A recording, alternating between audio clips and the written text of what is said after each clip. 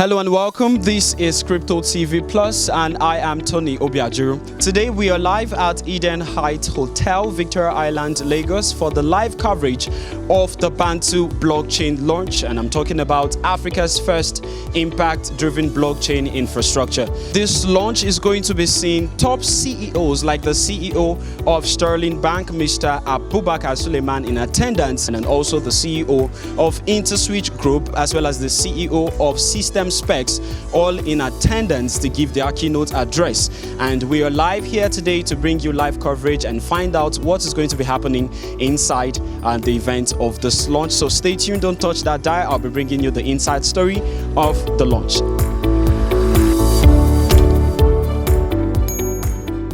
Okay, so I'm standing with the founder and CEO of Bantu Blockchain Foundation as well as Interstellar, Mr. Ernest Mbenkum. How are you, sir? I'm fine, thank you very much. Okay, so we've come to the end of the launch itself, the Bantu Blockchain launch. How excited are you? Super excited, hyped, and it's a beautiful day, amazing day here in Lagos. Always a pleasure to be here. Okay, interesting. Now let's talk about some of the interesting features of this blockchain itself. What excites you the most? You know, when you look at a solution or an infrastructure that you've created, how do you feel? What excites you the most?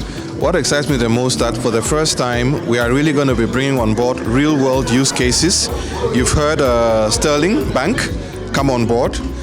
In my almost decade of blockchain, I've not really seen any blockchain go to market with a bank come on standing next to it. We've seen SystemSpecs, a major fintech company.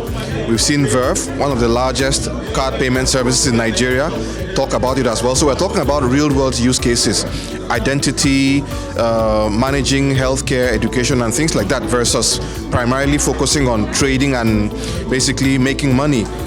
Making money isn't necessarily a problem, but how do we make a difference? How do we make an impact? So it's really a blockchain that's going to be focused on addressing real-world issues, solving real challenges here in the continent and also in the emerging markets around the world. So we're very excited. All right, so you just mentioned the CEO of Sterling Bank, coming to identify with this blockchain itself. How would you encourage more banks, to begin to interact with this infrastructure? Well, I think that banks should realize that this technology is here to stay. It's not to compete with them, but to complement. They already use the internet, they use electricity, they use databases, Oracle, and all of that. Blockchain is just a distributed ledger technology. It's going to give them more security from hacks, from intrusions, from cybersecurity systems. And we as an infrastructure is a non-profit, so we are here to support them. And Sterling has taken that first bold step to really believe in what we are doing, and we are going to be working on some very interesting use cases with agriculture, healthcare, etc. So it's not really about payments for us doing transactions and all of that. It's more about leveraging the infrastructure to make their own banking infrastructure more resilient. Yeah. All right, so Mr. Ernest, I actually know for a fact that you've been the face behind so many global solutions, all right, from Interstellar. Now we are talking about the Bantu blockchain itself. What should we be expecting from you going forward? What else? There are some very interesting things coming down the pipeline, but really Bantu and Interstellar, while they are my core focus, we continue to work on interesting projects. One of the things we have in our pipeline is an identity solution, because before most of the people can come into the internet, not to the internet, but onto blockchain or to the financial services, we find that many people in Africa are financially excluded because they don't have identity.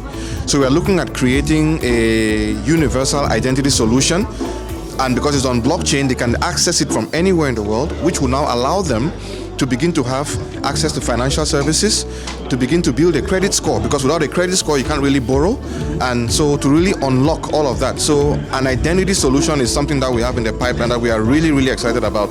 All right, so before I let you go, Mr. Ernest, let me just get your general reaction to the state of blockchain and crypto adoption in Africa. How do you see it? Are we making progress? I think we are making significant progress. The last time I was here in Lagos, 3-4 years ago, I sponsored the first blockchain event here on the island. At the time, it was mostly driven by the hype and the rise of Bitcoin in May of 2017. I've seen a significant shift now. People are more educated, they are more aware, they've learned the lessons from all the schemes that they were involved in, and they really, really want to be part of this ecosystem right now. And so Africa is adopting it, and I think like everything else, Africa doesn't adopt things in a linear manner, it's more geometric, so we should expect leaps and frogs. And now that Bantu is here with all the major players you've seen speaking today and online, I think that things are about to go exponential. And so I'll ask everybody else, just brace yourselves for Africa. All right, thank you so much, Mr. Ernest, for speaking with us.